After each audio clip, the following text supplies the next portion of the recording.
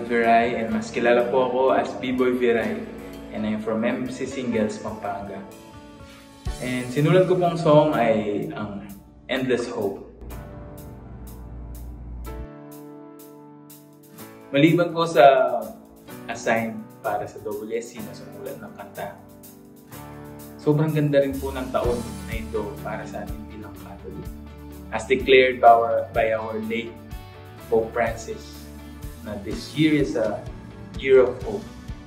Sobrang ganda na kada punta mo sa mga Catholic churches, especially Jubilee churches, nare-remind ka na may pag-asa. Ang pag-asa yun ay si Jesus. Ang naging inspiration ko po sa song na to is Romans 5:5, which is, hope does not disappoint.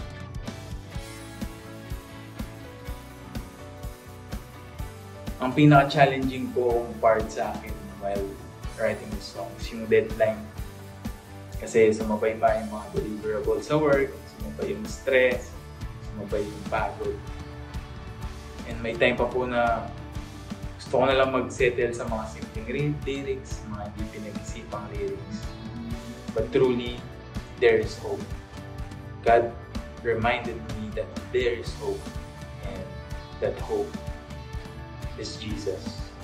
Habang pauwi po ako from work, stress, maraming iniisip, tapos sumabay po yung sasakyan na sira pa uwi. Doon ko naikanta habang nagdadasal. Doon ko naikanta yung bridge part na my hope has a name, and it's Jesus.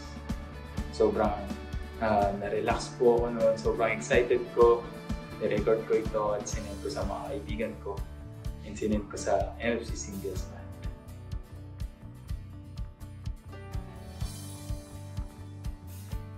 Kagaya ng mga ibang songs na isulat ko, worship or praise songs, lagi kong pinagmamalaki na through prayer time kaya ako nakakasulat ng kanta.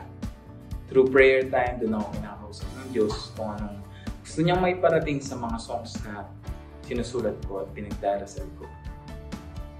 And during the writing process, mas pinarealize sa akin ng Diyos na mag-surrender. Surrender lahat sa Kanya dahil lahat ay naipanalo na ng Diyos at may papanalo pa niya kung ano man lahat ng pinapangambahan ko during that time. And kagaya ng lyrics, ang ginawa ko lang ay surrender lahat. Surrender lahat ng hindi ko na control, lahat ng takot, lahat ng stress, lahat ng deliverables during that time. And truly, sa Diyos makikita ang tunay na saya, tunay na pag-asa.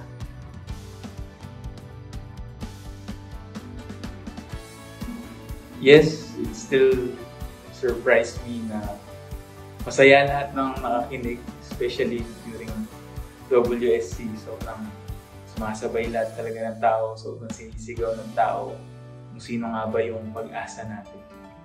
And yung pinaka-memorable na reaction na narinig ko or nakita ko ay yung pati mga babies kinakanta yung song. Pati mga babies alam yung song.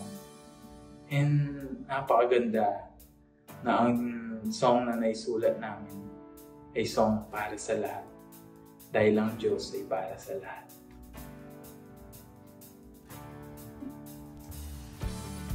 Personally, yung song na to ay song ng pag-surrender.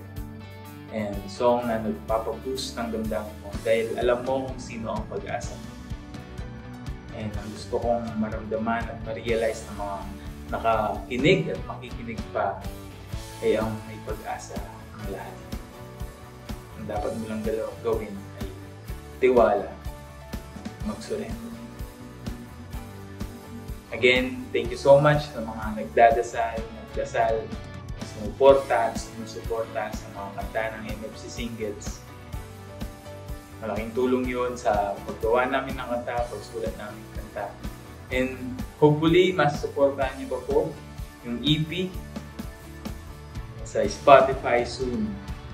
Mas pakinggan at mas mapalapit tayo sa Diyos habang pinapakinggan natin lahat ng song ng MFC Singles. God bless everyone. and may pag-asa.